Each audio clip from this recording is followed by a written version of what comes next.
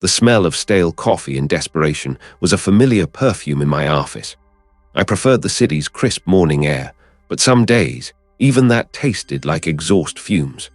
My desk, a scarred veteran of countless late nights, was currently home to a half-empty mug and a stack of cold cases that weren't getting any warmer.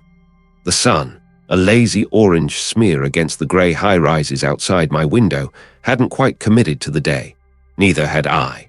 Then my phone buzzed, rattling against the chipped ceramic of my mug. An unknown number. I sighed, picking it up. Kai Investigations, I answered, my voice a gravelly murmur. Is this Kai? The voice on the other end was clipped, formal but laced with a frantic edge. My name is. I'm Arthur Vance's assistant. He's dead. My spine straightened. Arthur Vance, the architect, the man who had reshaped half the city's skyline, whose name was synonymous with modern opulence. This was no petty shoplifting case. I'm listening, I said, pushing the cold cases aside. The police. They're saying it was a robbery, a break-in, but I don't believe it, not for a second. The assistant's voice trembled now, the formal facade cracking. He was found this morning in his penthouse, everything. It just feels wrong. Tell me everything, I instructed, pulling a fresh notepad towards me. My pen, a trusty, heavy thing, was already poised. When? Where? What exactly did the police say? The assistant recounted the bare facts.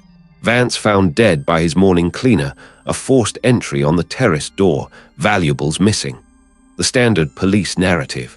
But the assistant insisted on the wrongness of it all, a gut feeling that had pushed them to seek out a private investigator.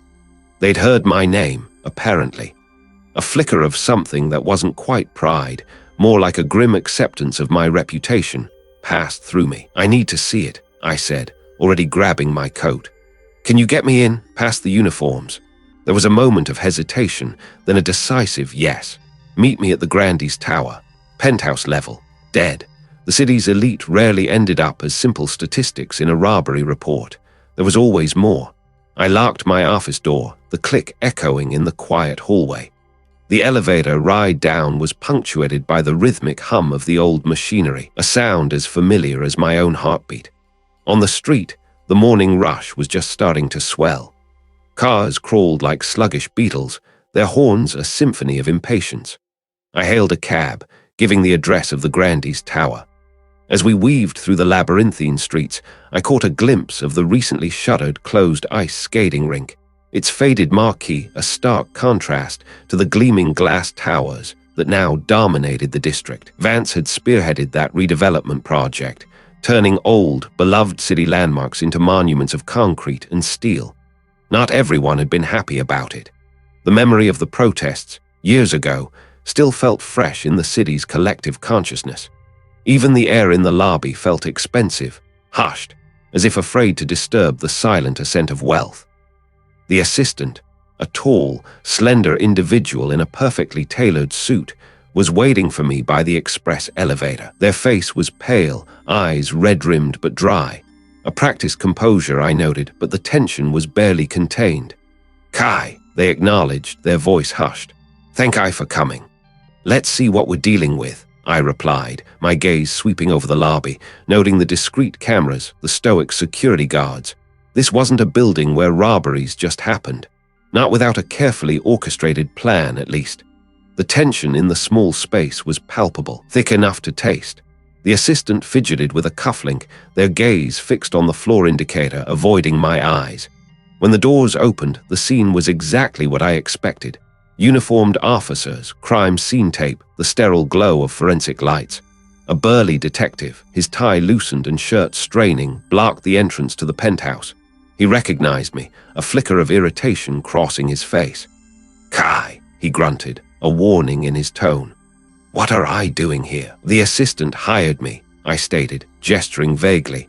Just looking. He scoffed, but stepped aside, knowing the city's power players often brought in their own people. Don't touch anything. We're almost done.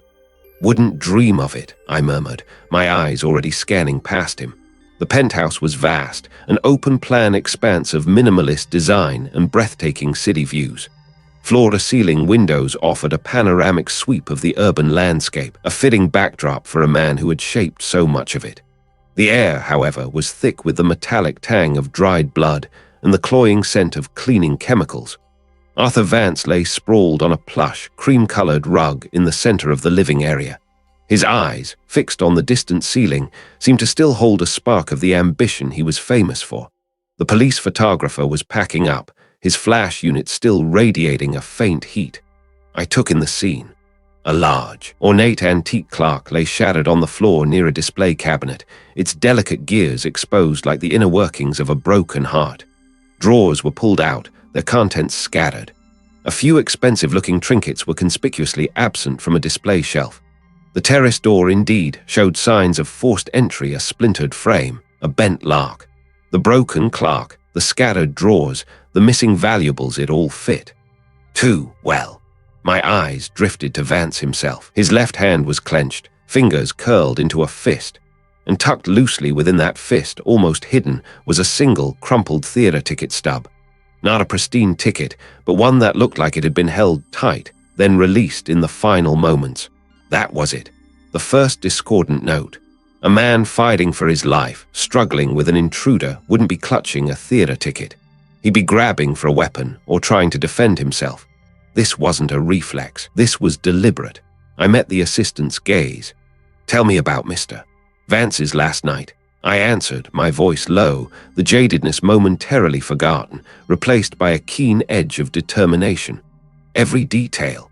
The robbery gone wrong narrative was already starting to fray around the edges. I had a feeling Arthur Vance's final act was far more complex than a simple struggle for valuables. The chill from Vance's penthouse still clung to me, a phantom coolness that no amount of brisk city air could shake. My trench coat felt heavier than usual, weighted down by the unanswered questions swirling in my head. The robbery gone wrong narrative was already starting to fray around the edges, a threadbare excuse for what I suspected was something far more calculated.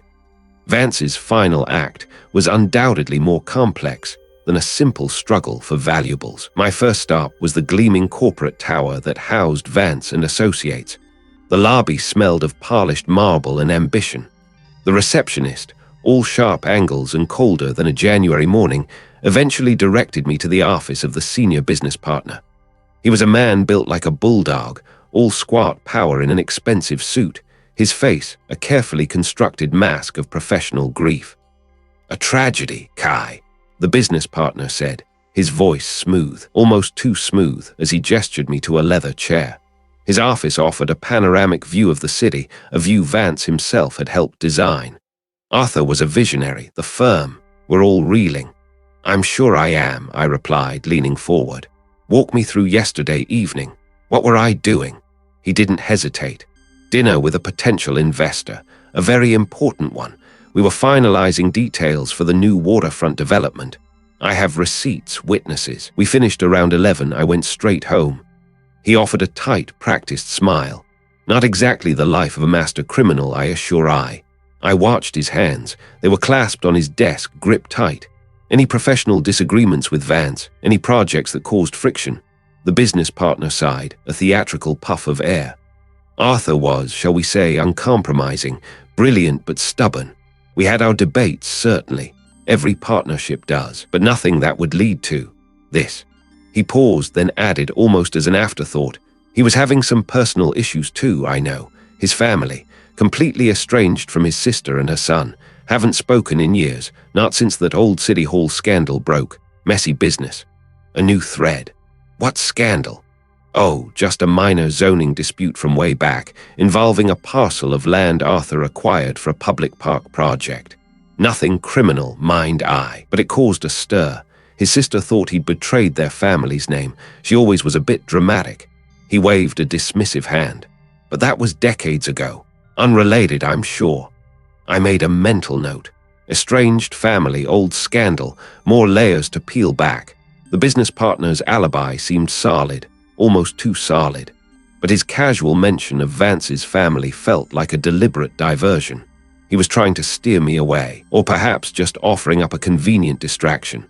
My next lead took me to a less glamorous part of the city, a cavernous, poorly lit structure that used to hum with the laughter of children and the scrape of blades. The air inside the closed ice skating rink hung heavy with the scent of stale popcorn and ozone. Dust motes danced in the sparse shafts of light, filtering through grimy skylights. The ice itself was gone, replaced by a warped, stained concrete floor. I found the former client in the back office, nursing a lukewarm cup of instant coffee.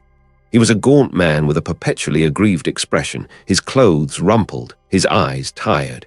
He'd lost a major contract to Vance's firm years ago, a contract he claimed Vance had stolen through shady dealings.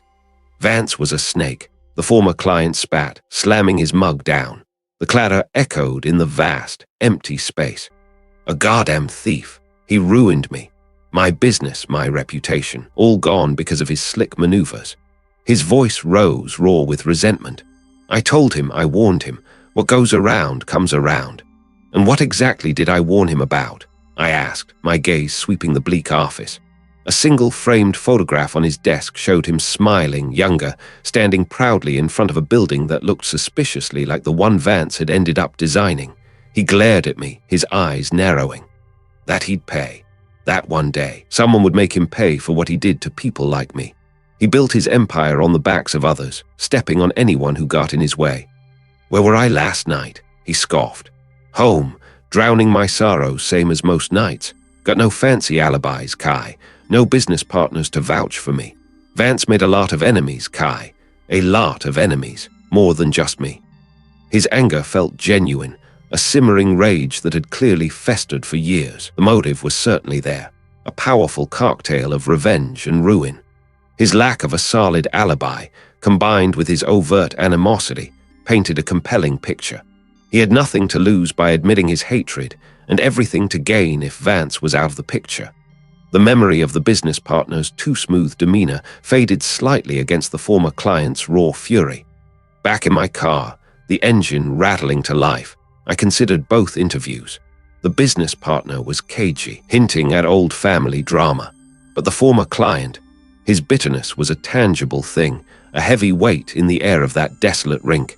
He had the motive, the opportunity, and a complete disregard for hiding his contempt for Vance.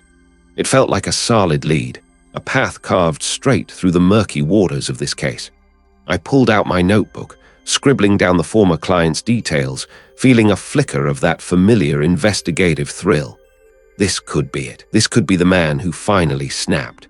The estranged family, the old city scandal, those seemed like distant echoes compared to the burning resentment I just witnessed.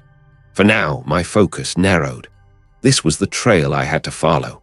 The rival architect's anger still echoed in my head, a raw, unvarnished hatred that had been simmering for years. It was a potent fuel for murder, no doubt. His lack of an alibi, his open contempt for Arthur Vance, it all painted a compelling, if simple, picture. Too simple, maybe. My gut told me there were more layers to Vance than just a target for professional envy. People like Vance, the ones who built empires, rarely had enemies who were merely angry. They had enemies who had something to lose. My next stop was Vance's private study, a room I'd only briefly scanned during the initial sweep. The official investigators had catalogued the obvious, bagged the fingerprints, but I was looking for the invisible, the things a man like Vance would deliberately bury. The air in the penthouse was still, thick with the scent of expensive wood polish and something metallic, like old coins. I pulled on a pair of thin gloves. I started with his desk, a slab of dark, polished mahogany that looked like it could withstand a small earthquake. Drawers were locked, but not expertly. A quick twist of my pick set, and they yielded. Inside, I found the usual. Neatly organized files, expensive pens, a leather-bound day planner filled with cryptic abbreviations and appointments. Nothing screamed secret ledger. Then I noticed the bottom right drawer. It was deeper than the others, and the wood inside felt different. Tapping it, I heard a hollow resonance, a false bottom. My fingers found a tiny, almost invisible seam. With a controlled push, a thin panel popped open, revealing a hidden compartment. Inside, nestled amongst a layer of velvet, were two items. One was a slim, leather-bound journal, its pages filled with neat, precise handwriting. The other was a small, encrypted satellite phone, the kind favored by those who valued absolute privacy. My pulse quickened. This was what I was looking for. I opened the journal first. It wasn't a diary. It was a financial ledger, meticulously detailing transactions, dates, and names, but not in any standard accounting format. Entries were coded, referencing specific projects and individuals. The Northside Redevelopment Initiative appeared frequently, a controversial city development project Vance had spearheaded. Beneath the project name, I saw irregular, sizable payments listed to a series of shell corporations. My eyes narrowed. Shell corporations were the financial equivalent of a smoke screen. And then I saw it. Councillor Thorne was a rising star on the city council, known for his unyielding stance on urban ethics and his vocal opposition to Vance's more aggressive development proposals, or so everyone thought. This ledger suggested a different story, a carefully constructed facade. An ethical breach indeed. This wasn't just a rivalry, this was corruption. This was my reveal. Vance wasn't just building, he was buying influence, and Councillor Thorne was deep in his pocket. The professional rivalry I'd been focused on with the other architect suddenly felt like a sideshow, or perhaps a connected piece of a much larger, uglier puzzle. Thorne, the supposed champion of the people, was compromised. If this ledger ever saw the light of day, his career would be over. Next, I turned my attention to the encrypted phone. It was locked, of course. I'm good, but not that good. I couldn't crack it on the spot, but the phone had a small, almost imperceptible scratch near the charging port, as if someone had tried to force it open, and a tiny, faint inscription etched into the metal casing near the speaker, a stylized ice skate, an ice skate. That was a curious detail. Why engrave that on a secure communication device? Was it a clue to the password, or a meeting place? I bagged the phone and the ledger, careful not to smudge anything. The air in the study felt heavier now, charged with the weight of this new information. Vance hadn't just been a target, he had been a puppet master, pulling strings in the city's highest offices. And now the puppet was gone, leaving behind a trail of incriminating threads. Councillor Thorne. The name reverberated in my mind. He was a new, unexpected individual in the suspect pool, and a powerful one. His public image was spotless, his political future bright. This ledger could shatter it all. Vance's death, if connected to Thorne, was no longer just about professional rivalry. It was about protecting a carefully cultivated lie, a career built on sand. The ice skate inscription nagged at me. It felt too deliberate to be random. I pulled up a map of the city on my own phone, searching for anything related to ice skating. There was only one prominent location, the old municipal rink, which had been closed for renovations for months. A hunch, nothing more, but my hunches had a good track record. I decided to check it out. The closed ice skating rink loomed under the gray afternoon sky, a massive, windowless concrete shell that looked more like an abandoned factory than a place of recreation. A rusted chain-link fence, topped with barbed wire, encircled the perimeter, but a section near the loading docks had been pried open, creating a gap just wide enough for a person to slip through. I parked my car a block away, out of sight, and approached on foot. Graffiti marred the outer walls, faded tags hinting at past trespassers. I squeezed through the opening in the fence. Inside the perimeter, the paved lot was cracked and overgrown with weeds. The silence was profound, broken only by the distant hum of city traffic, muffled and indistinct. I pushed open a heavy, unlatched service door. A single skylight high above cast a weak, dusty shaft of light onto the center of the rink floor, where the ice had long since melted, leaving behind a grimy, stained concrete slab. Empty bleachers rose in tiers, their plastic seats cracked and faded. The air was thick with the smell of mildew and decay, and a profound sense of abandonment. Every footstep echoed, amplifying the desolate atmosphere. Why here? What was the significance? I ran my hand along the railing of the bleachers, feeling the grit and dust. Nothing obvious. No hidden compartments, no signs of recent activity beyond the odd beer can. A fresh cigarette butt, still retaining a faint scent of nicotine, lay on the concrete, and next to it, partially obscured by a fallen chunk of plaster, was a small, ornate silver cufflink. It wasn't just any cufflink, it was engraved with a stylized T. The same T I'd seen on some of Councillor Thorne's campaign posters. My breath hitched. The pieces clicked into place with an unnerving precision. Thorne wasn't just involved. He'd been here recently. This wasn't just a place for Vance to hide secrets. It was a meeting spot, a clandestine rendezvous point. I picked up the cufflink, careful to use a tissue. The air in the rink, already frigid, seemed to drop another 10 degrees. The mystery wasn't just deepening, it was solidifying into something far more dangerous than I'd initially imagined. This wasn't just a simple murder. It was a calculated act, entangled in the highest echelons of the city's power. And I had just stepped into the center of it. Inside, my fingers closed around a small leather-bound journal, its cover worn smooth with age, and a single creased photograph tucked between its pages. My breath hitched. This was it. This was what Vance had hidden. I pulled them out, the wood panel springing back into place with a soft click. The journal felt heavy, not just with its pages, but with the weight of secrets it must hold. I ignored the photograph for a moment, my attention drawn to the faint, almost indecipherable inscription on the journal's first page. For those who remember. I settled back into Vance's plush desk chair, the scent of old paper and expensive wood filling my nostrils. The journal wasn't a diary of daily events, but a meticulous record, almost a confession. Vance had written in a tight, precise hand, detailing a project from nearly 30 years ago. He'd been a junior architect then, fresh out of university, working under a prominent developer and a seasoned city planner. The project was called the Riverbend Redevelopment, a sprawling urban renewal effort that promised to revitalize a neglected district. But Vance's entries painted a darker picture. He wrote of corners cut, safety reports fudged, and residents displaced with minimal compensation. He detailed how a vital structural component was compromised to save costs, leading to a section of the new construction becoming inherently unstable. His guilt practically bled from the pages. He'd been young, ambitious, and had kept silent, swept up in the wave of success and the fear of career ruin. Recent entries, however, were different. They were frantic, urgent. Vance had been trying to right his past wrong. He'd been gathering evidence, re-examining old blueprints, cross-referencing public records. He believed the structural flaw, long since covered up, was now showing signs of critical failure. And he wasn't just concerned about the building. He was worried about who would be implicated.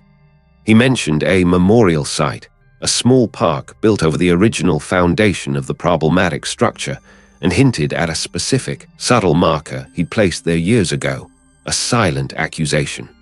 He was planning to go public, to expose the truth. My eyes scanned the last few entries, dated just days before his death. He'd been meeting with someone, an old colleague he trusted, trying to convince them to help him. But then a chilling entry. He knows. He's watching me. I looked at the photograph then, my fingers trembling slightly.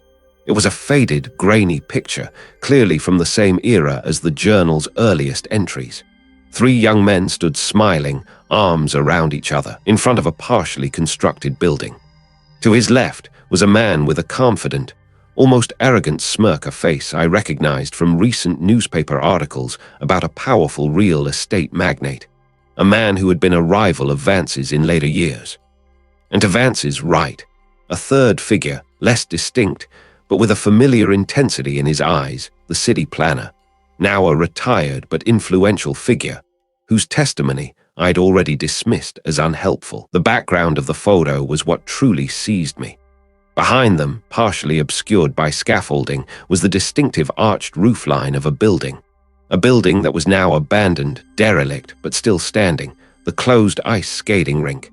The pieces clicked into place with a sickening thud. The Riverbend Redevelopment, the structural flaw, Vance's guilt, his attempt to expose it. The 2 men in the photo who had everything to lose if the scandal resurfaced, and the closed ice skating rink, not just a random building, but a landmark from the very project Vance had tried to bury, then resurrect. Vance wasn't killed for his valuables. The robbery gone wrong was a desperate charade. Someone, likely one of the men in that photograph, or someone connected to them, knew Vance was about to blow the whistle on a decades-old cover-up that would ruin their carefully constructed reputations and empires. The journal didn't name the killer, but it gave me the motive and narrowed my suspects down to a terrifyingly small circle. The real estate magnate, the retired city planner, both still powerful, both with reputations to protect, and the closed ice skating rink, Vance's memorial site, his marker. He must have hidden something there, something definitive, something that would prove his claims. I knew where I had to go. The hair on my arms prickled. This wasn't just about justice for Vance anymore. It was about preventing a catastrophe. If the structural flaw was as severe as Vance indicated, an entire section of the city could be at risk. My mind raced, connecting the dots. The magnate's recent push for a new redevelopment project in the very same district. The planner's sudden evasiveness during my earlier questioning. They weren't just protecting a secret, they were protecting their future. I grabbed my jacket, the journal and photo tucked securely inside. The closed ice skating rink was on the other side of the city, a relic of a bygone era, now a forgotten monument to a lie.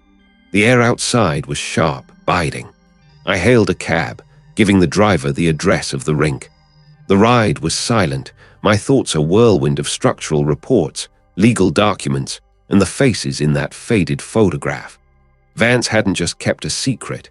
He'd buried a bomb, and now someone had detonated him to keep it from exploding. I had to find that marker, that proof, before it was too late.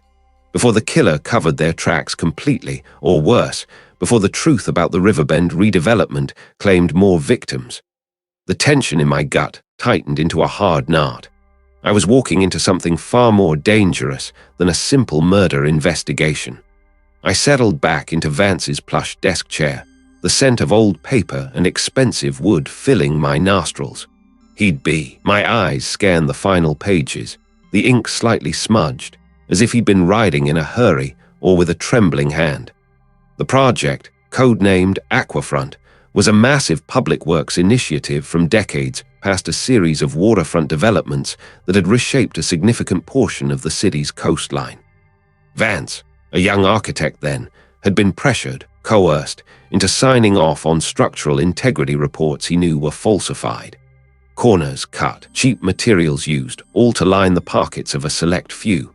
The journal named names, specifically a powerful city official, then a rising star in the planning department who orchestrated the entire fraudulent scheme.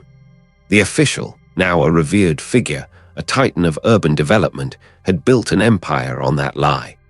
Vance, consumed by guilt in his later years, had been preparing to expose it all. The journal wasn't just a record. It was a manifesto, meticulously compiled with dates, figures, and even copies of original, doctored documents. It was his final act of atonement. A cold certainty settled in my gut. This wasn't a robbery gone wrong.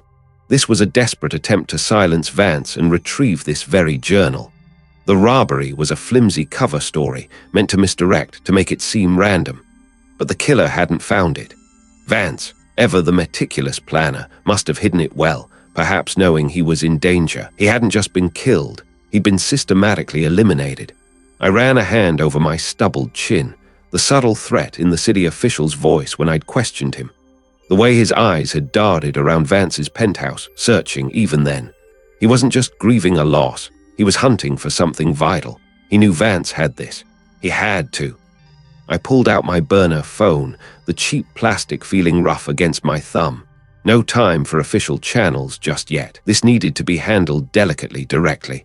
I scrolled to a number I'd acquired through less than legal means. My finger hovered over the call button. This was it, the moment of truth. I found it, I responded, my voice low when the call connected. No preamble, no pleasantries. The journal, I have it. Let's make a deal. A deal. The voice hardened, a sliver of the true menace breaking through the polished facade. You have no idea what you're playing with, detective. Oh, I think I do, I countered, a grim smile touching my lips. 30 years of lies built on shaky foundations. It's all here, every last detail. I'm thinking about where to send it, the press, the public prosecutor, or maybe you make it worth my while. I hated saying it, hated playing this game, but it was the only way to draw him out. To get him to a place where I could corner him. Another pause, longer this time. I could almost hear the gears turning, the calculation behind the placid voice. Where? The old Aquafront development site, I added, choosing the location from the journal. Specifically, the closed ice skating rink, midnight, alone, don't disappoint me. I hung up before he could respond, a tremor running through my hand. I was bait, and he was a shark. The air inside the closed ice skating rink was a frigid slap to the face. The vast, empty space echoed with every scuff of my boots on the concrete floor surrounding the ice sheet. The ice itself was a dull, dusty gray, scarred with old skate marks, a silent testament to forgotten laughter and cheers. Now, it was just a stage for a final, deadly confrontation. I stood near the center, the journal tucked securely inside my coat, its weight a comforting anchor. He arrived precisely at midnight, a sleek sedan pulling up to the side entrance, its headlights momentarily cutting through the gloom. The city official stepped out, his expensive suit a stark contrast to the decaying grandeur of the rink. He looked composed, almost regal. His eyes, when they found mine, were predatory. "Foolish, Kai," he answered, his voice echoing unnervingly. "You think you can extort me?" "I think you murdered Arthur Vance," I countered, letting the accusation hang in the cold air. "And I think this," I patted my chest, "is the proof." His jaw tightened. Vance was a sentimental old fool, digging up ancient history. He was a liability. He began to circle me slowly, his steps measured, deliberate. He was going to ruin everything, everything I built, everything I earned. Earned by deception and fraud, I stated, my voice steady despite the adrenaline coursing through me. By compromising the safety of this city, all for profit. Vance couldn't live with it anymore. He was going to expose Project Aquafront, expose I**. He wouldn't have dared, the official hissed, his composure finally cracking. He was weak. He hesitated 30 years ago and he would have hesitated again, but I couldn't risk it, not with everything on the line. He stopped circling, his eyes fixed on me. "Where is it, Kai? Give it to me now. Perhaps we can discuss a future for I." "No future with I responded, my hand already on the journal. "The future is I in a cell, the truth about Aquafront finally coming out." He lunged, not for me. For my coat, his movements surprisingly swift for a man of his age and stature. I sidestepped, pulling the journal free and holding it aloft. He stumbled, his expensive leather shoes sliding on the slick concrete. He regained his balance, a snarl twisting his features. This wasn't the polished politician anymore. This was a cornered animal. "I won't leave here with that," he snarled, charging again. I didn't hesitate. I sprinted onto the dusty ice, my boots skidding precariously. The official, desperate, followed, his initial momentum carrying him forward. But he wasn't prepared for the treacherous surface. His feet went out from under him, sending him sprawling with a grunt of pain. He scrambled, trying to get up, his hands slipping on the gritty ice. I kept moving, trying to put distance between us, but the official, fueled by rage and desperation, was surprisingly tenacious. He got to his knees, then his feet, his movements clumsy but determined. He lunged again, tackling me from behind. We both went down hard, sliding across the ice. The journal flew from my grasp, skittering across the frozen expanse.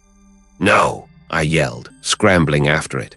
The official was right behind me, his fingers closing around my ankle.